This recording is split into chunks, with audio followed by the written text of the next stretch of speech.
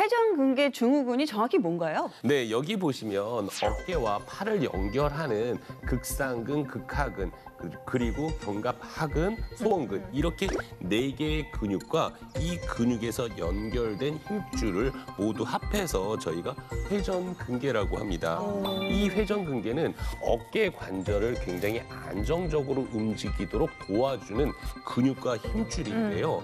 여기에 근육이나 힘줄에 문제가 생기면서 일부가 손상된 경우를 저희가 회전근개 증후군이라고 이야기를 합니다. 이 회전근개 증후군 환자들은 매년 증가하는 추세인데요.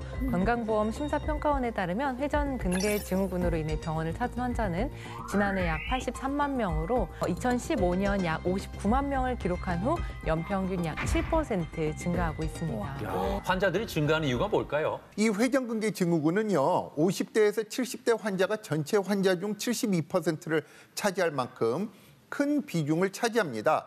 이는 고령 인구 증가와도 연관이 있습니다. 나이가 들면서요, 어깨를 움직이는 이제 힘줄이 반복적으로 손상이 되거나 이 마모돼서 찢어지기도 하는 겁니다. 네, 저는 근데 아직 40대인데 사실 제가 이렇게 어깨 아픈 지가 한 5년 넘었거든요. 그래서 그럼 회전근개 이 증후군은 왜 생기는 걸까요? 숙행씨뿐만이 아니라 20대에서 40대 회전근개 증후군 환자들도 매년 증가하고 있는데요.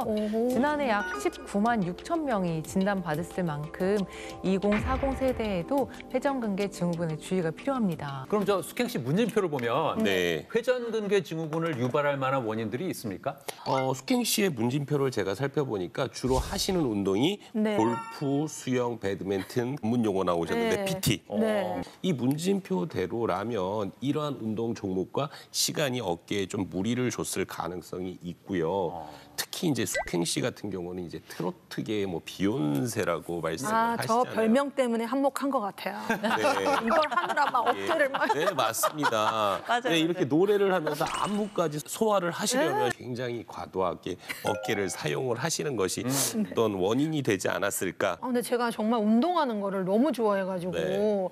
운동하면 건강에 좋을 거라고만 생각했는데 네. 제 어깨는 계속 무리가 되고 있었던 것 같아요. 네. 이게 아팠다 안 아팠다 하니까 그러니까 아픈 걸 잊어버리게 되고 또 막 무리하고 그러면서 병원도 잘 안 가게 되더라고요. 어깨 통증이 굉장히 심하지만 시간이 지날수록 통증의 정도가 좀 줄어드는 경향들이 있거든요.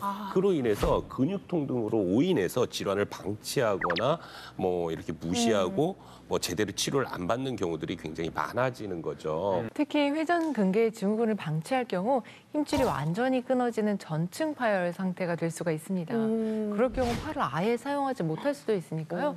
초기 진단 및 적절한 치료가 꼭 필요합니다.